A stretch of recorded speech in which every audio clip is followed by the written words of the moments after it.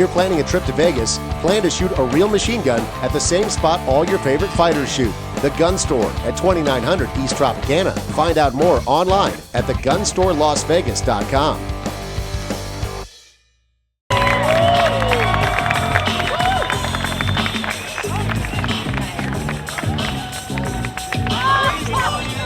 Good to see you, man.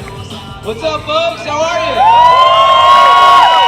He's an author as well, as I found out on Fox 5 yesterday. Very nice work on Fox 5. Thank you. Fox 5 has great coverage. You were talking about the book. Start with that a little bit. What's going on with that? Yeah, just first book, and I've been working on it for a very long time. It turned out awesome. It's a little bit of a motivational book, a lot of good stories. It's like a little Oprah Winfrey, a little Forrest Gump of MMA, a little Van Wilder, a little Rambo. It's a good look. And a lot of bit of Uriah favorite. That's right. Right? Hey, you've been doing nothing lately, dude. You've just been sitting at home eating bonbons, just doing nothing. Yeah, not much going on in my life these days. Just kind of a loaded question here about the fight with Chad and Jose. I was wondering about your opinion on fence grabbing and the discretion that's left up to it. That takedown that Chad missed, and then obviously he got knocked out afterwards. What's the mood like that around Team Alpha Male?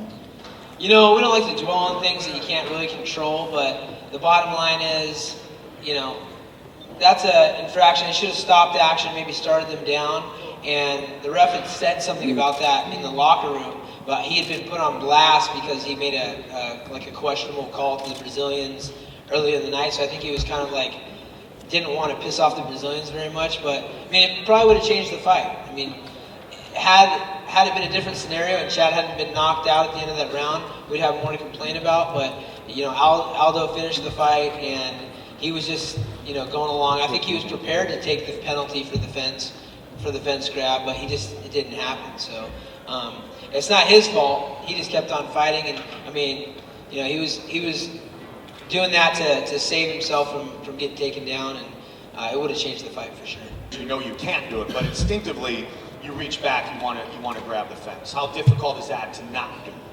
I don't think it's that difficult when you train like that. Right. I mean, I think he did that on purpose because he knew, you know, that's where Chad's he wanted world, to be, right? Yeah. and he was willing to take a penalty in order to avoid that and start in a new situation. So it was a gamble on his part, and it paid off.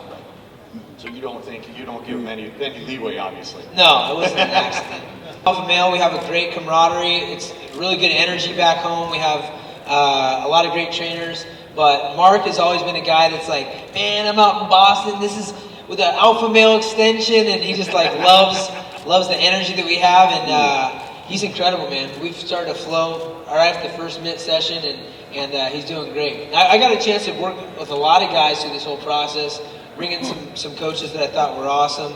Phil Nurse, also I had him out, and Carlson Gracie Jr., and a lot of guys that take advantage of this whole tough experience. Will you continue to work with him as you get prepared for July 7th?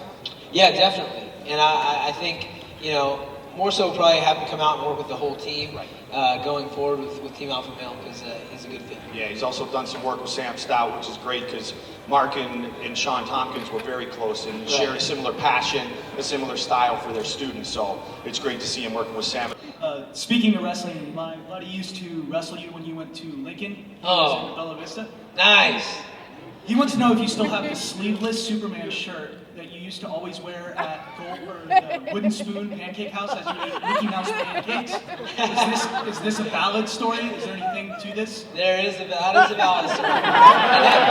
The Superman shirt has the sleeves off because they ripped. But I fought my first my first professional fight against a big Mexican dude with pride tattooed across his stomach, and I was wearing that sleeveless Superman shirt and a beanie that I found on the ground at school. And Raya, I want to get your take on all these different fighters recently getting the exemption for like TRT. I mean, how do you feel about this? Like guys like Todd Duffy, I mean, young guys who are on this kind of stuff? You know what? I haven't taken much time to research that stuff yet because I'm busy with my own world, but I don't know. I don't really know what the details are, if it's really like a disability they have or if it's just, you know, an excuse. My concern is the health. You know, steroids aren't a good thing for you. So if they're finding a way that's helping them and not hindering them, and they really need it, then so be it. But I don't know. I haven't even looked into that thing yet, and as long as they're checking everything out and the people that are in power say it's okay, then I can't really say anything about it. Hey, Urijah. Dave Rossetti here on Dave Rossetti Media. I have a very I technical like this question guy. for He's you. that kind of guy, multitasker. Yes, yes. Very technical question for you in regards to Dominic Cruz. If you were a Mortal Kombat character and you were fighting Dominic Cruz, what would be your finishing move? More of a Street Fighter guy, but I think there is a move in Mortal Kombat where you can rip the guy's head off and his spine's hanging out. I would do that, maybe. I don't know what it's called though. Thank you very much. My pleasure. How do you look on that thing? How'd that work? A little chubby. Thick bone, thick bone. Wait, Ryan, What's up? when you were a kid, did you get bullied? You know what?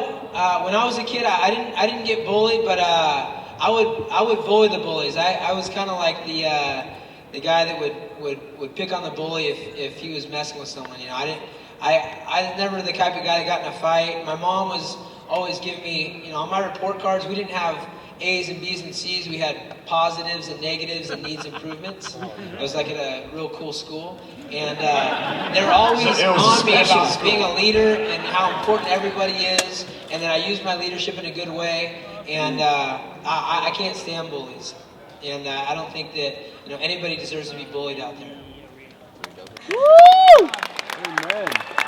Good job, buddy. Next up. What happened with Form Athletics, man? I thought it was a good brand, clean MMA brand.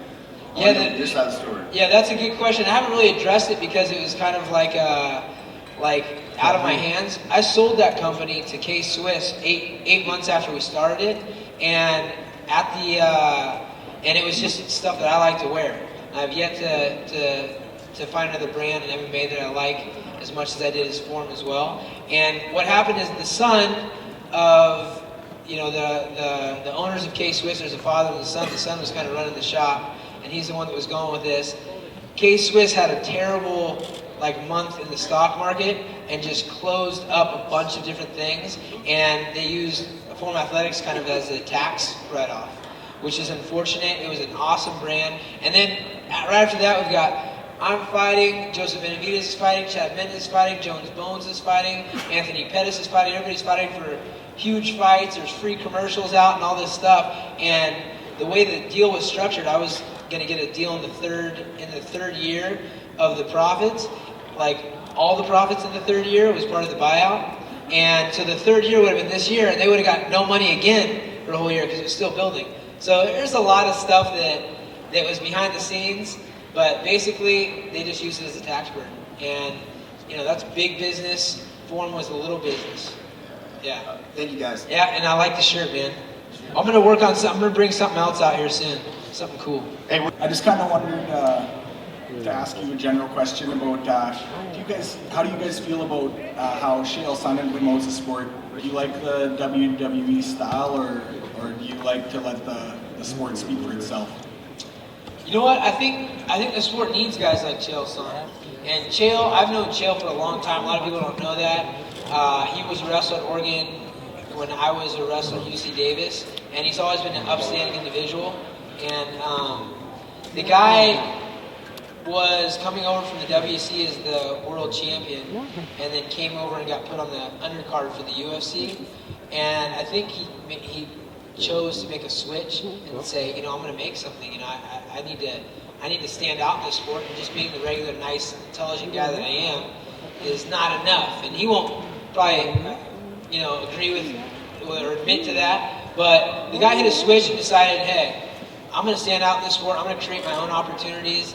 And I think he does it in an interesting way that everybody can either really hate or really love. So, what more could you ask for from a fan?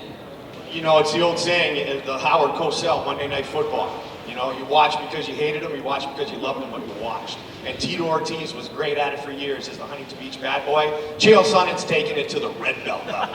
That dude is the master He's of smart. all masters. I just He's bought so his smart. book. I just bought his book. Yeah, I got mine coming too. And you got to read between the lines, but it's pretty funny, man. It's good stuff. And he has evoked emotion in all of us, and who's not fired up for that fight against Anderson Silva. Thank you very much. And he thinks I'm innocent on the whole flexing in the mirror thing with Dana White, too. So I'm hiring him as my lawyer.